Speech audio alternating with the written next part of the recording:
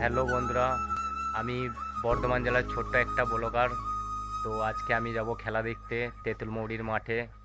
তো আজকে দ্বিতীয় রাউন্ডের দ্বিতীয় খেলা শিরোরাই ভার্সেস পান্ডুয়া। তো চলো তোমাদেরকে মাঠে গিয়ে দেখাবো। তো হ্যালো বন্ধুরা, ফাইনালি আমি বেরিয়ে পড়লাম শিরোরাইয়ের টিমের সাথে খেলা দেখতে। তো তোমরা পাশে থাকো, ভিডিওটা দেখবে।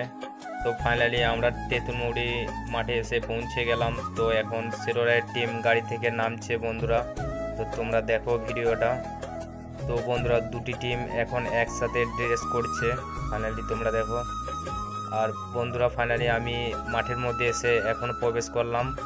তো এই সেই মাঠ যেখানে আজকে দ্বিতীয় সেমিফাইনাল খেলাটি হবে। তো ফাইনালি দুটি টিম এখন মাঠের মধ্যে এসে প্রবেশ করছে বন্ধুরা। তো তোমরা ভিডিওটা দেখো, ভিডিওটা যদি ভালো লাগে একটা লাইক করবে। তো বন্ধুরা, ফাইনালি এরপর জাতীয় সঙ্গীত হবে।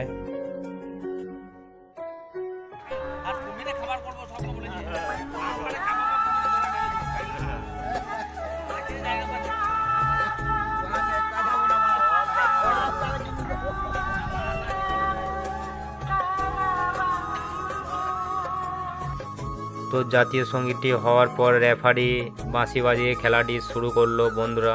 তোমরা ভিডিওটা দেখতে থাকো। তো ফাইনালি আজকের খেলার বিজয়ী ছিল পান্ডুয়া, 3টি গোল দিয়েছিল শিরোরাইকে। তো আমি খেলাটি শেষ করে চলে আসলাম বাড়ি।